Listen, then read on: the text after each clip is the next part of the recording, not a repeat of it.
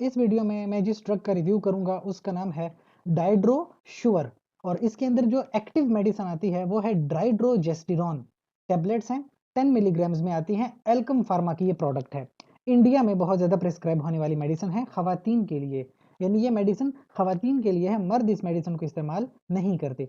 उसकी वजह ये है कि ये जो आप देख रहे हो ना डाइड्रोजेस्टिरॉन, ये असल में एक हार्मोन होता है खवातीन के अंदर, फीमेल के अंदर वो हार्मोन होता है जिसको प्रोजेस्टेरॉन कहते हैं।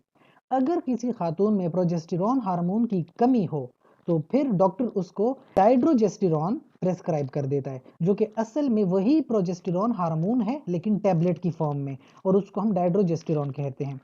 अब जरा समझिए कि ये जो फीमेल का हार्मोन होता है प्रोजेस्टेरॉन, ये यूज होता है नॉर्मली फीमेल की जब मंथली पीरियड्स होते हैं, उसमें आता है, यूट्रस की मैच्योरेशन करता है, इसमें इसका मेनली रोल होता है। अब अगर किसी फीमेल में प्रोजेस्टेरॉन हार्मोन की कमी है तो उसको मुख्तलिफ प्रॉब्लम्स हो सकती हैं। स्पेसिफिकली बताऊं तो एक तो जो पीरियड्स आते हैं मंथली वो बड़े इर्रेगुलर हो जाते हैं, ठीक है। और ख़ास करके ज़्यादा प्रॉब्लम तब आती है कि शादी के बाद अगर वो बच्चा पैदा करना चाहें तो वो बार बार एबॉर्शन हो जाती है।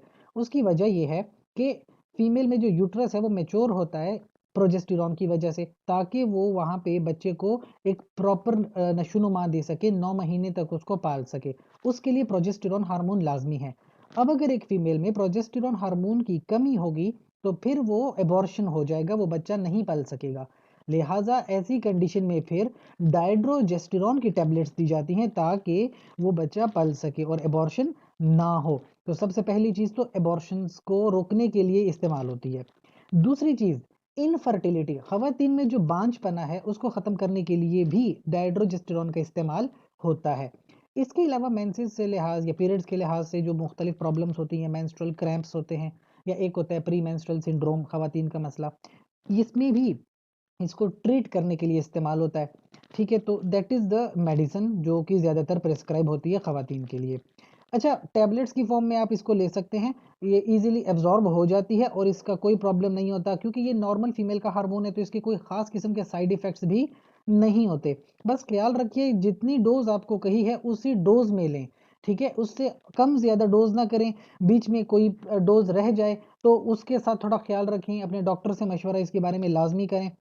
प्रेगनेंसी में भी अगर आपको प्रेस्क्राइब होती है तो जिस लेवल पे आपको प्रेस्क्राइब हो रही है, जिस तरीके से आपको बताया गया है, एग्जैक्टली उस तरीके को फॉलो करें, गायनाकोलॉजिस्ट से मशवरा लाजमी करें। इसके अलावा अगर आपका कोई सवाल है कमेंट सेक्शन में पूछिए, साथ ही चैनल को लाइक करें, कमेंट करें, शेयर करें, सब्सक्राइब कर लें। शुक्रिया।